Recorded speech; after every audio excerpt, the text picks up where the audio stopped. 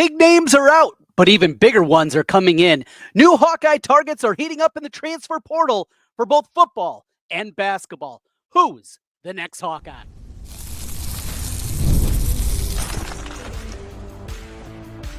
You are Locked On Hawkeyes, your daily podcast on the Iowa Hawkeyes. Part of the Locked On Podcast Network, your team every day. Hey, welcome in. I'm Trent Condon, and this is the Locked On Hawkeyes podcast. I've been covering the Hawkeyes for over 20 years on the radio in the state of Iowa, including currently on the Iowa Sports Radio Network with stations in Iowa City, Cedar Rapids, the Quad City, Sioux City, and our flagship 106.3 KXNO in Des Moines from noon to 2 with Ken Miller. Today's episode is brought to you by FanDuel. Right now, new customers can get $250 in bonus bets when your first $5 bet wins. Today, the Iowa baseball team had a big comeback win in their midweek matchup with Bradley and set their sights on a big showdown this weekend as they travel to Michigan. Plus, John Bowenkamp, the Hawkeye beat writer for the Associated Press, stops in with his latest thoughts on the Hawkeyes. But we begin today with a look at the transfer portal for both football and basketball and some new names that could decide the fate for this year's Hawkeyes team. It is that time of year, as we saw yesterday, the portal open up for spring football period, and it is going to be hot and heavy. We have a lot of names that are in there. I think we're getting a better sense also on the basketball side of things. Ben McCollum, some of those targets that he continues to look at, potentially getting very close to a couple of commitments and deciding what this roster is going to look like. But let's start today with the football side of things. And as we've talked about throughout the course of this week, it's an incredibly important time for Iowa to be able to go out there, find help at both potentially offensive line and also taking a look at what they're going to be doing at the defensive back position, specifically what they're going to be doing as it pertains to the spot at left tackle. You have a couple of young guys that just don't have a whole lot of experience. And because of that, I know there's plenty of concerns out there about what this is going to be, what it's going to look like, and potentially how Iowa's going to shape up. So we talked a little bit about yesterday, the portal candidate, the Ferris State transfer. And when we were talking about him, one thing I think Bryce George, I maybe jumped to a conclusion that he was automatically a left tackle just because that was the biggest need. Now, a couple of the services have him listed as a tackle. There are other people believe, though, that he is more destined to be an inside player, to be a right guard. And though they have some experience at the interior spots, maybe this leads to some shuffling around. Or if it's not a left tackle, if Bryce George, they find out, is not going to be able to do that, then they go the other way and he becomes a right tackle. Can Jennings Dunker, does he have the foot speed to be a left tackle? A lot of things to do. And what we also don't know is just, admittedly, what's happening with those young guys, what they're looking at. Like Trevor Lauck is the guy that continues, I think, to get the most buzz, right? When you look at him and you look at what we've seen in terms of conversations, when you hear from the offensive coaches, when they talk about the offensive line, he's been a name that has come up a couple of different times. Jack Dotzler has also been out there a plenty, and he's got another year of experience in front of him. Maybe that's the deciding factor. And if both these guys have been practicing well, then that changes the equation of what they're looking for. The other part is just knowing that offensive line, it's difficult. That transition is going to be difficult for whoever it is. But let's get into some new names that have emerged. We talked a lot yesterday. Everydayers, you know that. And if you're an everyday listener, a big thank you to you. You can always go back, though, and take a listen. Yesterday's podcast, we talked a whole lot more about Bryce George. Let's talk about the here and now and some new names to keep an eye on. First, a guy out, Khalil Tate. So Khalil Tate, you look at his offer list, one of the better recruits that Iowa's had in terms of a offer list here recently. He had some big-time offers, Penn State, Tennessee, a couple other ones in there, ultimately chose to be a Hawkeye, and he's gotten passed up a couple of different times. We've seen two different waves now of guys, both in his class and some younger classes now, that have passed him over. Reason? Who knows? He was a special teamer. And this is also the time. You're redshirt sophomore. You know that eligibility is starting to dwindle probably more quickly than you want. And you're starting to look around and find a place that you're going to be able to play. And that looked to be the case for Khalil Tate as Rashard Godfrey had passed him up. What we saw a season ago with another true freshman that was past him. So that's what we have with Khalil Tate. Yeah, offer list kind of stinks to lose a guy like that. But now you're looking to build that depth back up at the defensive back position. So got three names for you. And not surprising, all three of these names all come from the Missouri Valley Football Conference, as college football and college sports in general continue to evolve. And more at the FCS level in football, it just turned it into a feeder program. We mentioned Bryce George yesterday from Ferris State. They win a national championship a year ago. 7 guys yesterday entered the portal from that national championship team. There were a number of guys from the FCS level, and specifically the Missouri Valley, guys that were anticipated to be back.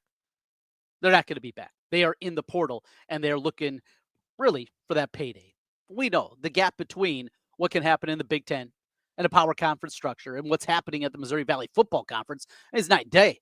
What's going to be offered just at a baseline, even without any extras, just the baseline money that's going to be able to pay for these football players. So here's the 3 names for you.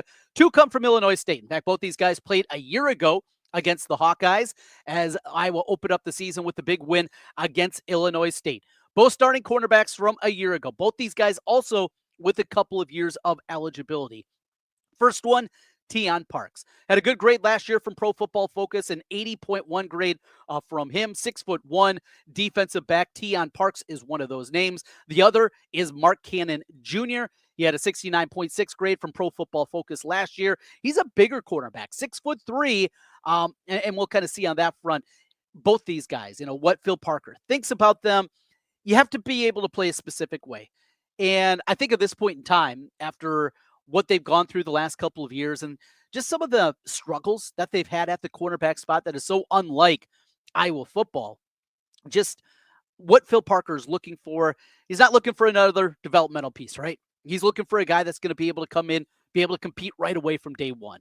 What other name to keep an eye on from out at South Dakota is Shahid Barros. So Barros is a guy that played for South Dakota, put up some good numbers himself a year ago. That's another one that more and more people, I saw Tom Kakert over at On3 Hawkeye Report, he mentioned to keep an eye on this one. So Shahid Barros out of South Dakota. Those are 3 names for you at cornerback. That's where they're going to be shopping. That's what they're going to be looking for, and an opportunity to bolster that depth there. Iowa needs help because we saw it a season ago. That defensive back position, the quarterback spot. TJ Hall, it's just been inconsistent.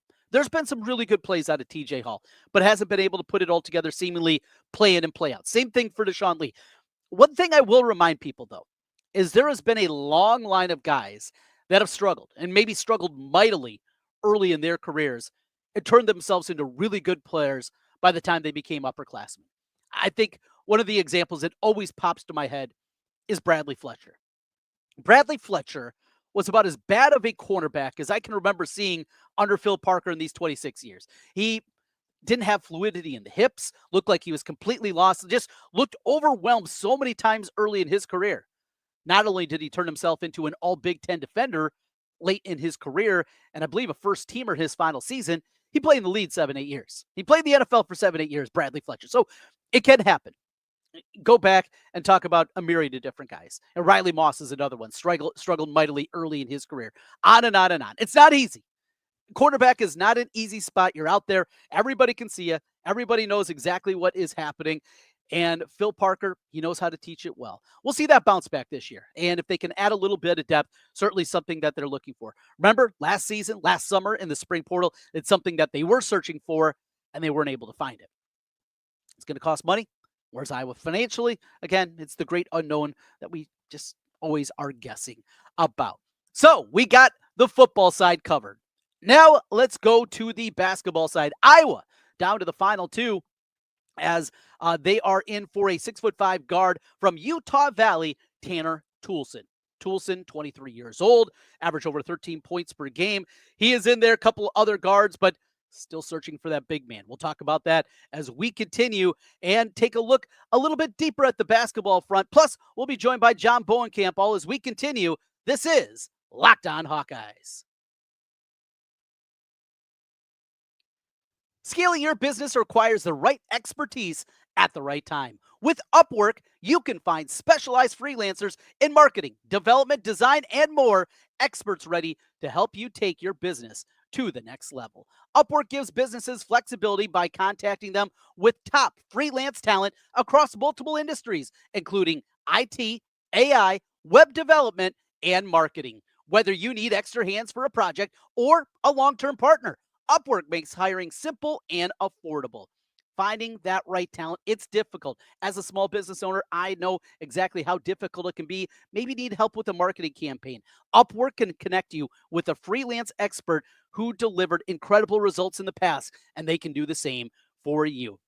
And instead of hiring full time, we know the cost that's involved with that. Upwork helps find affordable, top tier freelancers to scale my business efficiently. Visit upwork.com right now and post your job for free. That's upwork.com, UPWORK.com, upwork.com to connect with top talent and grow your business today.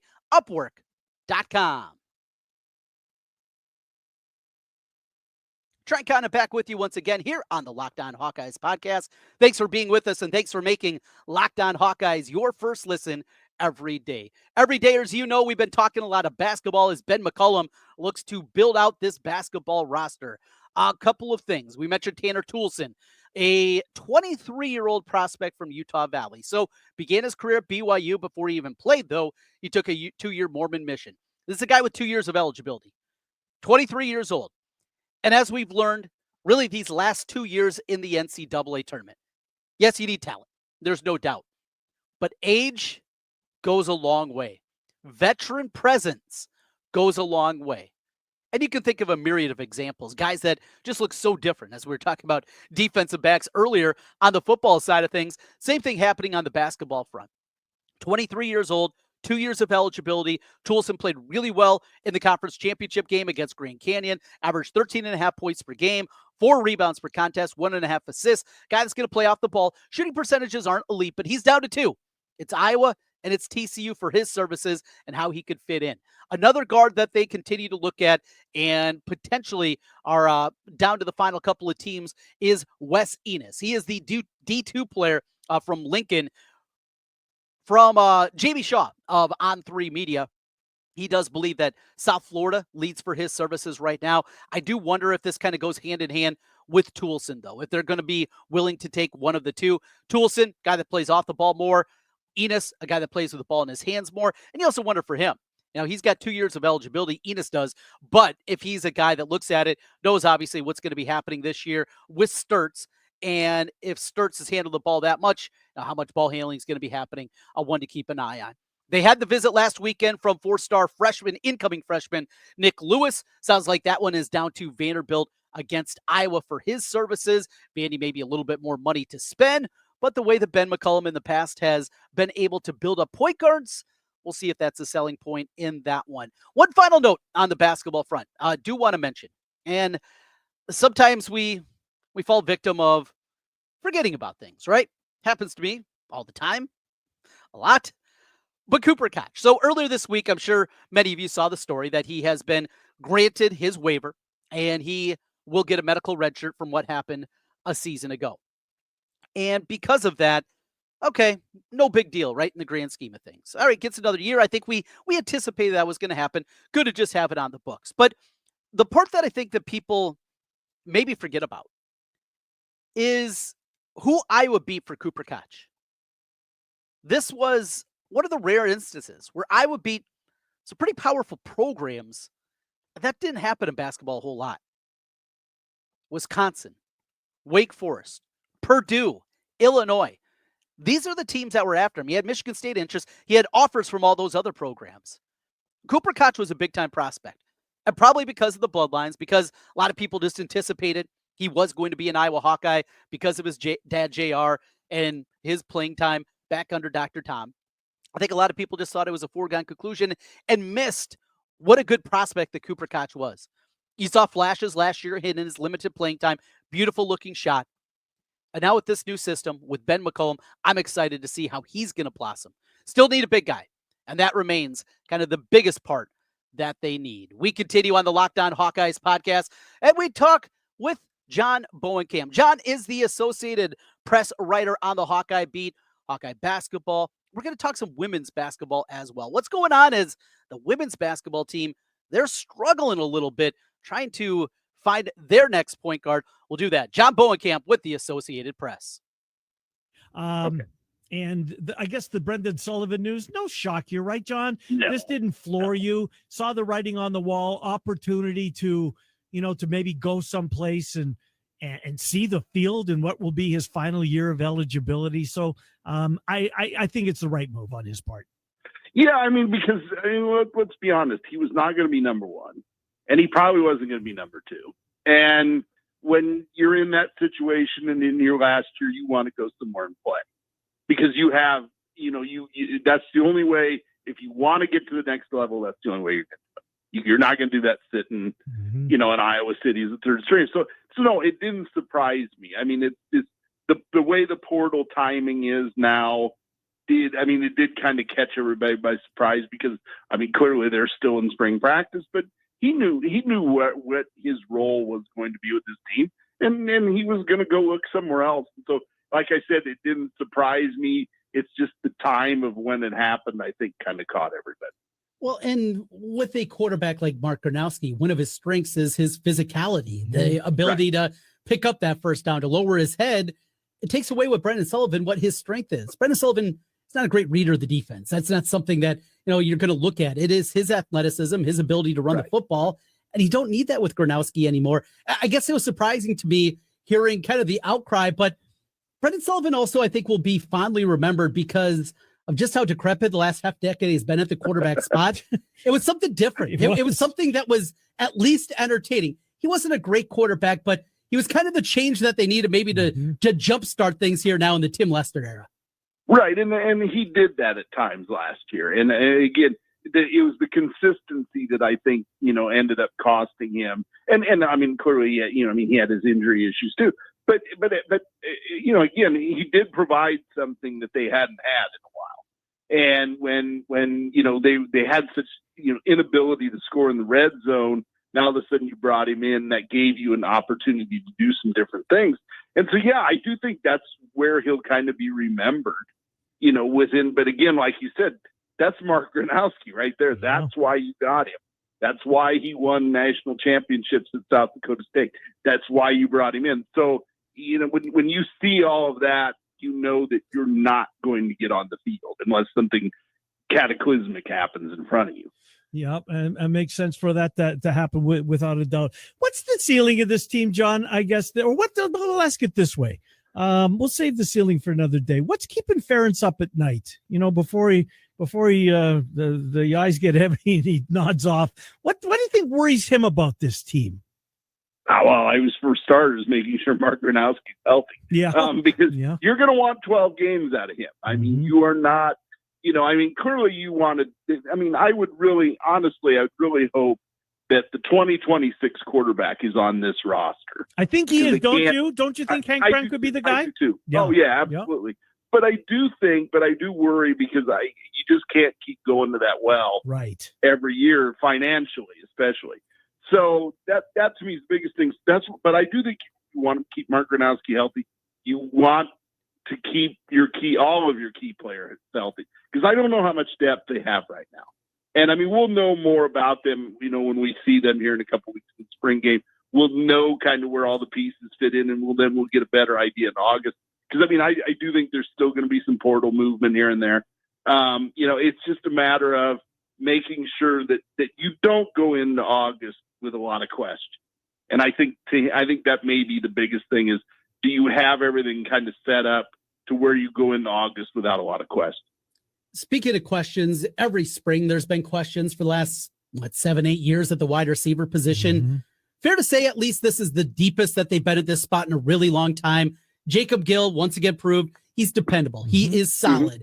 Jarrett Bowie looks the part. Dayton Howard made a play a year ago. Reese Vanderzee, before his injury, he looked like he was on his way to stardom. You bring in Sam Phillips to add some speed from the outside from Chattanooga. I don't remember ever seeing at least this much depth for a long time at wide receiver. Yeah, and so that's going to be kind of again things you want to see from the spring game. Who's where and how they all kind of fit in. Because I do think this is a really good group, and this is probably one of their better groups in a long time. And again, goes back to the staying healthy thing. You can withstand an injury or two, but you still kind of want to see where that group all comes together. And again, you're right. We won't know what that passing game really looks like until next fall. till we get that Kids Day thing, in August, because then Mark Gronowski will be full speed, Right. et cetera, et cetera. But I do think that this is a really good group, and I think that it's probably a place that in the last couple of years that was one of your biggest worries. Now it's probably farther down the list, I would think. John Bowenkamp joining us. John, you done with football, TC? Let's move to basketball. I want to start with the women, John, because you were there.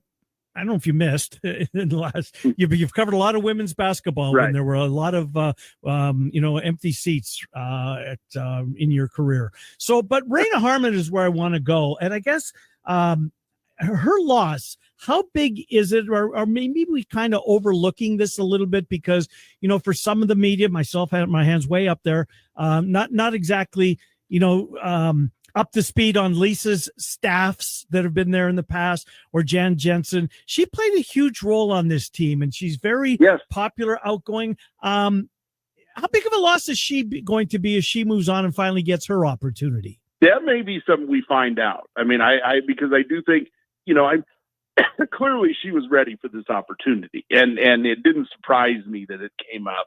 And it's a good program to be at for her, and I think it's a good starting place for her as a head coach.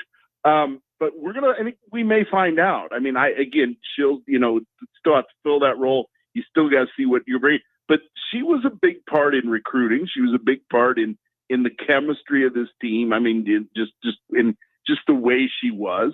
And I think she's going to be a big miss. I think it's we're going to see that, I think, maybe in the next year, because again, she was such an influential part of this staff under Lisa, was an influential part last year, a really good voice within that locker room. And so I do think that her departure is going to be a miss, I think. And miss in the transfer portal, the UCLA guard missed on that one. Of course, Alea Guyton has committed to Illinois. She's going to be in Illini, and they'll have to face her now over the next couple of seasons. What about that guard position? Because I don't know how much of that a deal you've seen or the people that you've talked to. The people I talk to see her more of a combo guard. Yeah, she can handle the ball, but she's not a full-time point guard. They need a point guard. Transfer portal, they need to hit one here. And are options starting to dry up? Yeah, absolutely. Because and part of that is, as you talked about, the uncertainty. Kids that are looking out of the portal are looking for minutes, and at that position, somebody's looking at it and say, am I going to get a lot of minutes there, or are they set? Or is this, what is my role going to be? And when you don't have that defined role, a lot of kids then start looking elsewhere. And I think that's kind of what's happened here. And, again, there's players out there that you look through that portal and you through the portal, same thing. So many players out there. You probably should be able to find somebody. But at the same time, if they don't, you're still set up, I think, to where you can do a lot of things, but you would like to get a little bit experience help. But, these misses, it didn't really surprise me because, again, kids are looking for a lot of different things. And right now, I don't know what they have. And again, money. We talk about money. What kind of money do they have? How many minutes do they could get? A lot of those factors, I think, maybe are playing into some of these decisions. Yeah, I go back to the Hank Brown thing. We both believe they've got their quarterback of the future, but in today's day and age, can you be certain, right? Yeah, you can't anymore. I was looking today with the football portal open now, and you're starting to see a lot of really big name FCS guys. That kid from North Dakota State, the freshman running back that just entered, he's going to break the bank, and he's got a chance, I think. Right, and so again, if you're these FCS schools, you think you're all set, and now all of a sudden you're getting rated again, and so it's really going to be fascinating to see the next couple of days on guys that come out and get in the portal at all levels, and where that all kind of plays out. We got Imaleva. Now he's got a no contact, so we anticipate he knows where he's going to be. Yeah. John, how does this end? How do we get through this era and get some kind of normalcy here? Is it going to take Congress? Is it going to take contracts and them becoming employees? What's the end game? I think it's a combination of the two, and yet I still keep seeing a lawsuit somewhere down the road that uproots it all again. Yep. I think that the craziness is just it every day you see something that should surprise you, and it's now at that point where it doesn't surprise you. And it's, you look, I was looking through that women's basketball portal list, and there's some teams out there where every player is in the portal, especially at the lower level. It's like, and how do you rebuild that? Mm-hmm. I don't know where it goes. I really don't. And it's like, I don't know. It's a lot, but I think we're a long way away from settling. So I think we've got years of chaos ahead. Absolutely do. John Bowenkamp, Associated Press, IowaCollegeHoops.com, amongst other places you can find our friend John Bowenkamp. Both sites you can find him watching the Dodgers. That is yours. Where are they? They're at home against the Rockies. There is John Bowenkamp joining us from the Associated Press. Always good to catch up with John, talk all things Hawkeyes with him. We continue Locked On Hawkeyes and a look at the Iowa baseball team, the biggest series of the year, coming up after a midweek victory. That's next. Locked On Hawkeyes.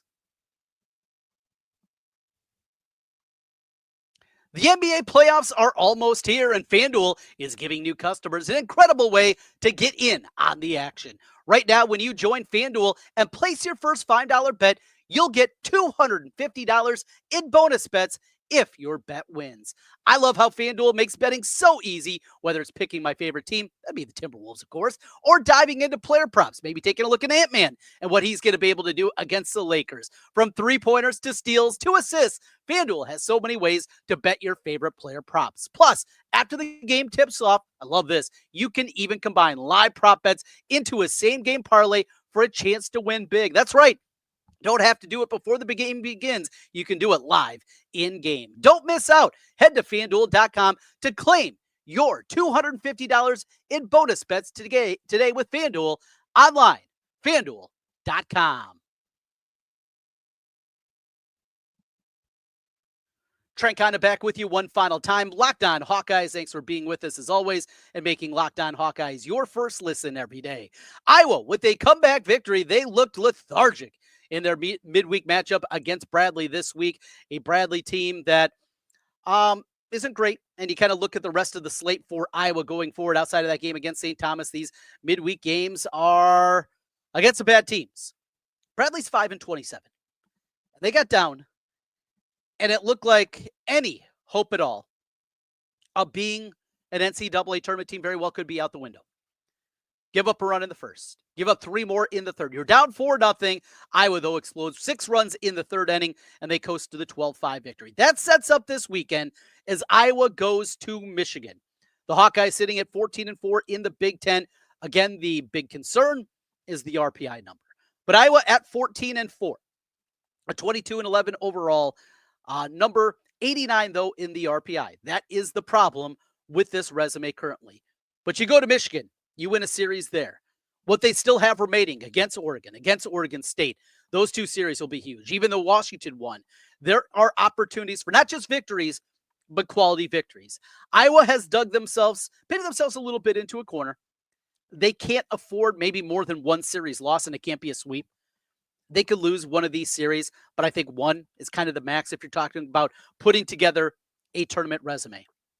Still a lot of work that needs to be done on that front. But it begins this weekend against a Michigan team that's very talented, and it's been inconsistent throughout the course of the year. Here lately, though, they're red hot.